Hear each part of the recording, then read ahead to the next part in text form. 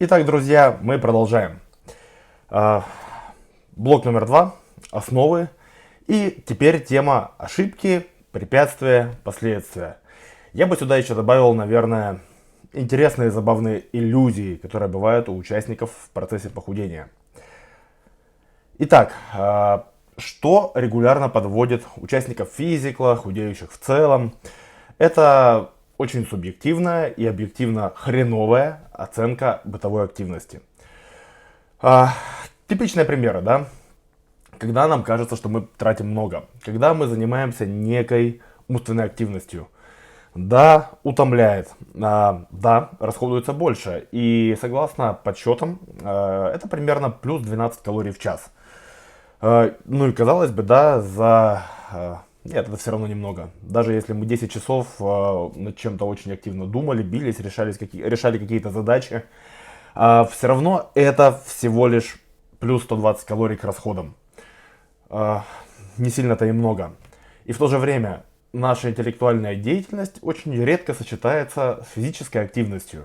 Ну, то есть мы в это время явно никуда не бежали, максимум стояли на ногах или, может быть, ходили по кабинету. Но, скорее всего, самый пик умственной активности приходится на ту деятельность, когда мы сидим за компьютером и что-то усиленно делаем.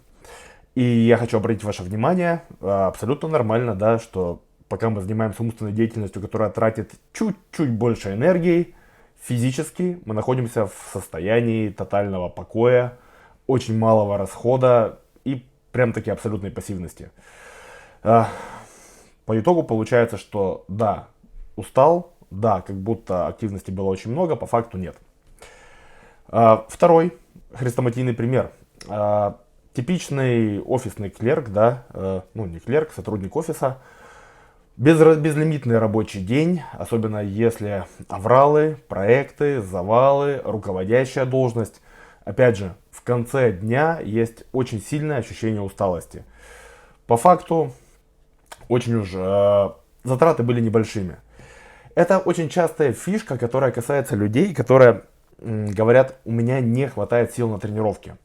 То есть умственное напряжение в течение дня, стресс, дедлайны, естественно, выжимает энергию, и в конце дня кажется, что это усталость физическая. Но опять же, многие люди, кто уже знают этот подвох, приходят в спортзал, либо на любую другую секцию, не обязательно, да, где железки, а вот то, что радует. Им кажется, что они измучены до тех пор, пока они не переключились на физическую активность. И внезапно тренировка начинает идти очень хорошо. И внезапно веса прекрасно поддаются. И вообще совершенно никаких проблем. Потому что тело на самом деле не трудилось, тело отдыхало, у тела очень большой запас. Это ментально, да, какая-то усталость накопившаяся. Мамы с детьми, недосып, рваный ритм и график, может быть невозможность сосредоточиться на деле, очень большая эмоциональная вовлеченность, но вместе с тем постоянно я наблюдаю крайне небольшую активность. Кажется, что очень-очень много делаешь, когда мы начинаем выражать это в каких-то конкретных, в шагомере, не знаю, просто в наблюдениях за бытовой активностью, оказывается, что этой самой активности за день был буквально минимум. А создается иллюзия, да, что материнство это пахать.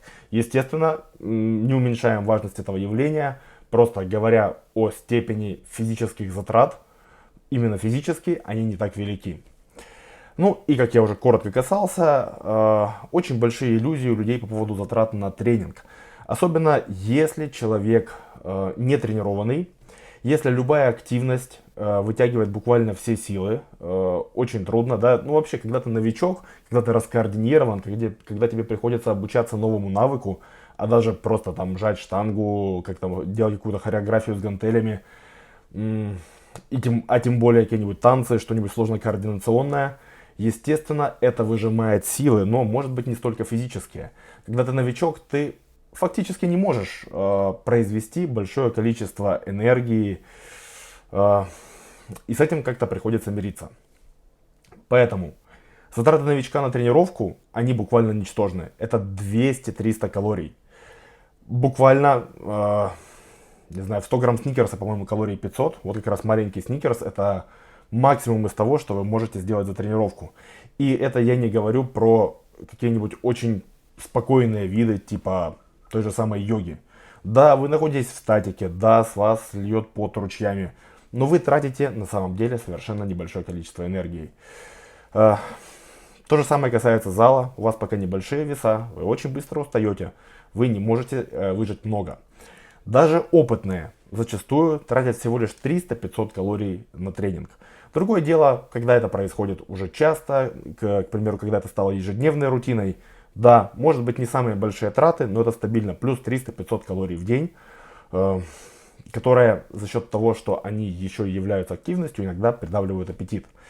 И вот когда мы уже говорим про очень большие затраты, да, то, что зачастую часы, трекеры, особенно более старых версий, насчитывают людям, особенно забавно, когда это действительно маленькие хрупкие девчата, и какой-нибудь браслет сообщает им, что она потратила 1000 калорий за тренировку. Конечно же нет. Когда люди начинают наедать эти калории, типа возмещая свои траты, они неизбежно жиреют. Из-за как раз очень хреновой оценки, в том числе через гаджеты. Но вроде бы ситуация начинает потихонечку исправляться. Поэтому, когда мы говорим про затраты в 700-1000 калорий, мы не говорим про заурядного посетителя фитнес-зала, которому тренер там говорит, ну давай, еще два повторения ты можешь там подталкивать в локте на жиме в 50 килограмм. Я сейчас говорю про мужчину, конечно же. Это не тот случай. Мы говорим про действительно продвинутых спортсменов, у которых очень большая мышечная масса, если это бодибилдеры. Если это кроссфит, то вряд ли здесь будет речь идти о групповых занятиях, которые в час умещают все. И разминку, и заминку, и растяжку, и силовой блок, и еще какую-нибудь кондицию длительностью 12 минут. Но нет. Если ты уже действительно тренируешься там 1,5-2, может быть иногда 3 часа, да, если это уже становится какой-то твоей профессией или неотъемлемой частью жизни, вот там действительно идет разговор о больших тратах. Такие большие траты бывают, конечно, у марафонцев, которые набегают очень большие дистанции. Ну, потому что, да, насколько бы экономно ни было твое тело, когда ты готовишься к подобным видам, марафоны, триатлоны, очень большой объем работы, ну и физически ты проделаешь большое количество работы. Но, ребят, это все уровень. Если ты такой решил, все, начинаю заниматься спортом. Ух, часы показали, что я уже трачу 500, а потом 600, а потом 700, вот это я втянулся. Нет, к сожалению, нет, не так. Это то, что нарабатывается годами. Дальше. Почему отжирают обратно? В принципе, все эти темы я уже проговаривал. Тут есть некоторые новые детали. Опять же, да, похудели, у нас снизился НИТ. То есть снизилась активность, аппетит при этом растет, повышенный аппетит, пониженная активность, рецепт для того, чтобы откатить обратно. Все просто и понятно. Далее, из исследований мы видим, что снижение количества мышечной массы как раз провоцирует рост аппетита. То есть, чем больше мышечной массы ты сжег или сожгла во время диеты, тем выше шанс, что твой аппетит обострится, ты откатишь обратно, ну или даже наберешь еще больше. Ну, либо результат skinny fat, это то же самое. Результат глубоко дебильных диет, без физических нагрузок, без белка. Третье, как мы уже говорили, готовность организма запасать жир.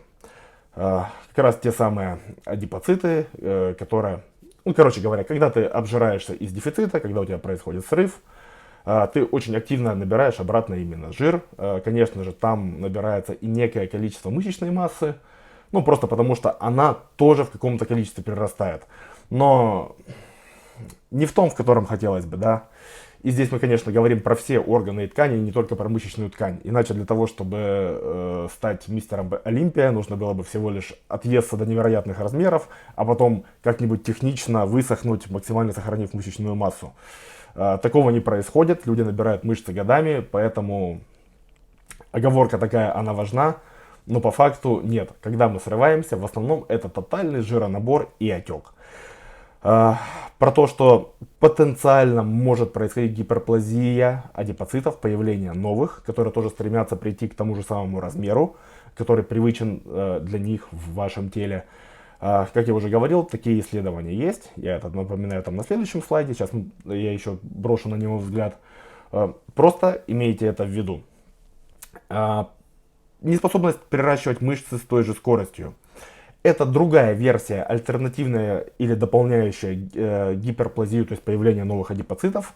И она гласит, что когда человек срывается, когда он отжирает обратно свою массу, организм стремится вернуться не только к исходному размеру адипоцита, но и к исходному количеству мышечной массы. Но так как она запаздывает в своем синтезе, и плюс ты ничего не делаешь для того, чтобы и стимулировать ее рост, мы, конечно же, говорим, да, про отсутствие физической нагрузки, низкую активность и тем более низкое количество белка. Занимает больше времени ее прирастить до исходной величины, и за это время жировой массы становится еще больше. Та версия или иная версия, или они обе, результат все равно одинаковый, да. Как правило, после срыва люди набирают даже больше. Ну и, наверное, пожалуй, мне кажется, это даже ключевое. Отсутствие устойчивых пищевых привычек. То есть, если диета это просто какое-то временное неудобство, нужно потерпеть для того, чтобы втиснуться в платье на корпоративе, нет. Настанет тот момент, когда придется втискиваться, не знаю, в чехол от танка. Плохой вариант. Здесь коротко напоминаю, что когда мы говорим с вами о снижении процента жира, мы с вами имеем в виду... Секундочку. Мы с вами имеем в виду уменьшение жировой клетки в размере. Когда адипоцит, жировая клетка уменьшается, снижается уровень лептина. Лептин – гормон, который сигнализирует мозгу о необходимости снизить активность и повысить аппетит. Ну, понятно, при снижении его уровня. По идее, при ожирении, да, когда адипоцит увеличивается в размере или достигает своего максимального размера, когда он уже не может вместить новый жир, он должен сигнализировать лептином мозгу о том, что хватит, прекрати, давай повысим активность, давай снизим аппетит. И у некоторых людей, которые от природы худые и которые смотрят на вот эти все проекты типа нашего с вами, да, как на: ребята, ну почему вы не можете просто, ну, есть в рамках, ну, есть же какой-то там аппетит, отсечка, я вот всю жизнь ем, что хочу, и никогда не было лишнего веса. Вот эти люди, у которых эта система, на удивление, прекрасно работает.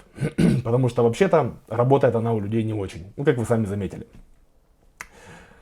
Опять же, согласно классической теории, количество жировых клеток закладывается в детском и подростковом возрасте. Ну, как классическая, она вполне себе, да, существует и показывает себя на практике, что так оно и есть. В период где-то с 14 до 17 лет рост количества адипоцитов останавливается, он становится фиксированным. Они там обновляются примерно, насколько я помню, на 10% в год. Короче говоря, это уже становится некой нормой, от которой трудно отклоняться.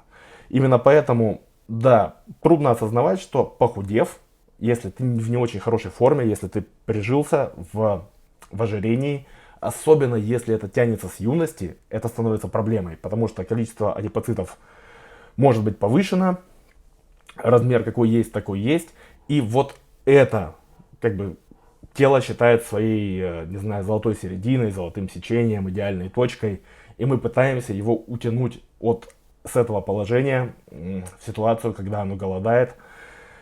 И вот это вот внутреннее чувство голода, оно не прекратится. К сожалению, мы должны понять, что это, в общем-то, навсегда.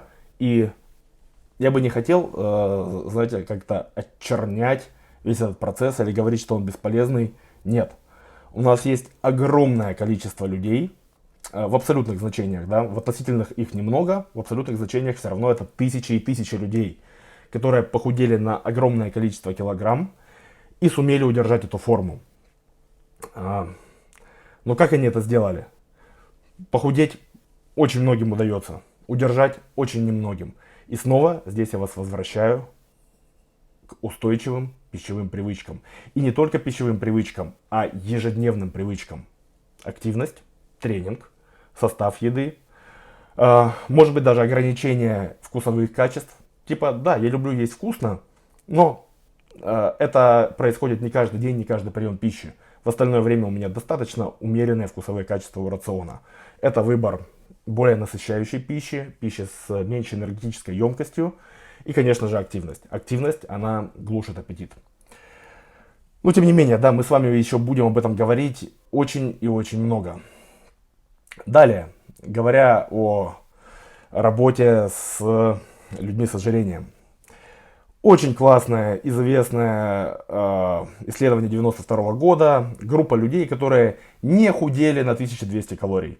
Ну, чтобы вы понимали, 1200 это одна из таких психологических отметок, которая считается действительно за этой гранью уже лежат крайне низкокалорийные диеты. 1200 это очень мало. Насколько я помню, там средний вес участника был 85 килограмм. Видимо, это были в основном женщины, потому что там же и 45% жира. То есть это люди с очень большим ожирением, серьезной избыточной массой тела. И они не худели на 1200 калорий. Хотя они утверждали, что абсолютно следуют диете и предписанным физнагрузкам. Но вот вес не двигается, наверное, сломан метаболизм. Эта ситуация известна, я не знаю, наверное, всем фитнес-тренерам, всем фитнес-проектам, вот подобные клиенты. Но когда провели аналитику, оказалось, что эти граждане занижали свое потребление в среднем на 47%. То есть они не договаривали более чем на 1000 калорий. Таким образом, эти люди жили где-то на 2500, а говорили, что на 1200. И при этом они преувеличивали свою активность тоже примерно на 50%. То есть тратили примерно на 250 калорий меньше, чем позиционировали. У меня больше нет комментариев. Это абсолютно типичная ситуация. Подобное исследование было не одно, да. Врут все. Социальный фактор тоже влияет. То есть, чем беднее человек, чем в более худшем эмоциональном состоянии он находится, чем старше, чем больше у него веса, чем больше у него комплексов и страхов, тем сильнее и наглее он врет, к сожалению. Я не знаю, зачем клиенты это делают, но клиенты это делают. И я понимаю, что есть большой фактор самообмана. Почему мы вам говорим, что, ребята, давайте вы не будете записывать еду как ложка арахисовой пасты? Потому что я сам по себе знаю, что чем сильнее обезжириваешься, чем голоднее становится, тем выше и выше и выше растет горка этой арахисовой пасты. И потом получается, что ты ешь тройную порцию, а записываешь, как будто это вот ложечка маленькая, без горочки, а на самом деле ты зачерпываешь там уже вот так. Это элемент самообмана. Когда, не знаю, съедаешь огромный банан, записываешь средний. Бывает. У всех бывает, не у всех проходит. Но другое дело, когда... и также я понимаю, когда ближе к концу проекта, например, участник там начинает подсрываться, ему уже неудобно опять писать куратору, ему там начинает юлить. Я призываю этого не делать, но другое дело, что очень многие люди, они с самого начала врут, не договаривают, считают абсолютно криво. Каждый раз, когда я оказывался за одним столом с какими-нибудь друзьями, которые мне говорили, вот, я не могу похудеть, которые ко мне обращались и сдавали отчеты, как мало они едят и не худеют, я видел, что они даже, видимо, не пытались. Они ни черта не взвешивают, они не понимают, как записать тот или иной продукт, они просто не делали ничего. Фактически, они врали о своем потреблении. Что я слышу от участников физикла, которые его закончили? Ну, конечно, было, привирал, вот тогда, когда я говорю, что не худел, ну, я знаю, почему я не худел. Ребят, исключений нет. Поэтому я вас, дорогие участники, сразу призываю, как бы, порешать этот вопрос для себя. Нам не сложно, мы считаем, что все пишут правильно, но, может быть, ошибаются чисто по случайности. Поэтому, если вы регулярно сдаете отчет о том, что вы помещаете свою планку идеально и почему-то у вас прогресс не идет, мы считаем, о, какой адаптивный метаболизм, отрежем-ка человеку еще планочку. Поэтому лучше так не делать. Давайте будем честными. Пожалуйста, не ври ни себе, ни куратору. Толку не будет. Ну и третий пример, да, разница в отчетах между энергопотреблением у очень полных женщин и у стройных женщин. Стройные указывали траты порядка 1000... Да. Они стройные и тратили примерно 1900 калорий и столько же указывали в потреблении. Женщины с ожирением тратили фактически 2500 калорий, просто жили, это был их расход. Но указывали то, что потребляют только 1600. Опять же, существенно не договаривали. И отсюда у нас берутся вот эти занимательные иллюзии, когда человек с ожирением, у него сломанный метаболизм. Посмотрите, это хрупкая женщина с ускоренным метаболизмом, которая живет на 1900, и это несчастная фрикаделька-пампушечка, которая ест всего лишь 1600 и не может похудеть. Ей поставили 1200, а она ай-яй-яй опять не худеет. Пожалуйста, пожалуйста, давайте так не будем. Далее, записывание на глаз. Тоже замечательная история. Я уже привел для вас пример с той самой арахисовой пастой и с горочкой, которая растет. Кстати говоря, мой личный пример, опять же, в период похудения, мне даже голода не было. Я записывал ложку меда в чай. Естественно, это было давно, и потом я подумал, окей, ложечку-то я зачерпываю весьма и весьма. А давайте-ка я взвешу вот это вот зачерпнутое и посмотрю, какая разница. То есть, действительно ли там колораж совпадает у этой ложечки. И оказалось, что я записывал фактически в 3 раза меньше. В 3. И тут я понял, что, ну, в общем-то, я угодил в ту же самую ловушку, в которую зачастую попадаются наши участники. Опять же, согласно исследованиям, те, кто записывают на глаз, те, кто особенно очень любят целый день есть, а потом записать по памяти, что они ели, погрешность в отчетах составляет от 18 до 70%. Как это проверить? Вы можете это сделать как-нибудь потом. Сейчас не надо, это такой факультатив, когда вы закончите физикал. Вы, к примеру, сейчас вы считаете, вы все записываете, потом вы можете провести некоторое время, ничего не записывая. Ну, там дать себе 3 дня и просто как-то по наитию действовать. А потом также слушаться своих собственных желаний, есть столько, сколько кажется нормальным, и попробовать в итоге записать, ну или записать, например, в блокнот, а потом посчитать, сколько это в калориях. Есть люди довольно точные. Я к таким не отношусь. Я буквально вижу, как у меня все это начинает выходить за рамки. Поэтому, как вы видите, у записывающих на глаз и по памяти погрешность составляет от 18 до 70%.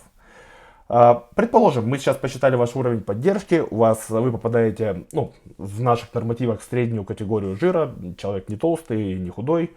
Вот вам куратор поставил дефицит 20% от того, что было ваше среднее. Ну, вы начинаете записывать на глаз, по памяти, еще как-то, и у вас смазываются эти 20%. И потом вы говорите, о, калории не работают. Я же все записываю, вот я записываю в приложение. Ну да, немножко по памяти, немножко на глаз, у меня шикарный глазомер, я не худею. А если ошибка и того больше, мне поставили планку, я на ней набираю, что происходит. Поэтому, ребят, взвешиваем буквально все, что можем. Используем предельно измеримые продукты. То есть, я еще раз говорю, куда лучше взять куриное филе или куриное бедро, которое очень измеримо, чем какие-нибудь куриные бедрышки, крылышки, которые содержат много запчастей и с которыми по-хорошему ты должен взвесить потом взвесить кости. И это всякая ненужная история. Поэтому, если вы можете брать измеримое, берите измеримое. Вы потом скажете сами себе спасибо. Ну, как-то так. В заведениях спрашиваем калорийность блюд или хотя бы размер порций в граммах. На самом деле, по законодательству им положено иметь технологические карты, где расписаны калории, белки, жиры, углеводы. Но со временем и с опытом вы поймете, что во многих заведениях они написаны от балды. Или они написаны крайне неграмотно. Ну, к примеру, вы смотрите в то, как вам расписали мясо. Видите, например, приготовленное мясо, филе, вы выбрали нежирный кусок. Там, да, написано 28 грамм белка на 100 грамм. Да, это вполне себе выглядит как приготовленный кусок мяса. 10 грамм жира. Ну, может быть, потому что вы выбрали какой-нибудь там рибай или стриплоин. Но потом вы видите 15 грамм углеводов. Откуда углеводы в мясе, если их там 0? Приехали. И вы начинаете корректировать, вы начинаете перепроверять, поэтому с опытом это придет. В целом, очень многие сети уже все прекрасно подсчитали. В целом, можно найти аналоги в FatSecret. Моя вам рекомендация. Берите тот вариант, который более калорийен, если вам нужно сохнуть. Да, даже если вам нужно набирать, тоже вы можете там выбирать серединку или более калорийный вариант. Вообще, питаясь в заведениях, я рекомендую, во-первых, просить поваров наливать поменьше масла. Ну, то есть, простая просьба, и она несложно делается на кухне. И с другой стороны, записывать плюс 20% калорий, как правило, именно не из белка, а из жиров и углеводов, потому что все равно повара делают это на глаз. Все равно они действуют как бы по наитию. Сколько захотели, столько и налили. Просто как там дрогнула рука. И многие заведения, они не жалеют штук типа растительного масла на сковороду или в салат или еще как-то. Потому что все равно энергетическая ценность блюда растет, оно становится субъективно все-таки вкуснее. Вы знаете, что обезжиренные диетические продукты, они действительно не так вкусны, как те, которые изобилуют калориями и специями. Вот. Поэтому для перестраховки записывайте немножко больше. Хотя питаться в заведениях это все-таки нормально. Ничего против этого не имею. Ну, и в общем-то здесь мы с основными ошибками расправились. Спасибо.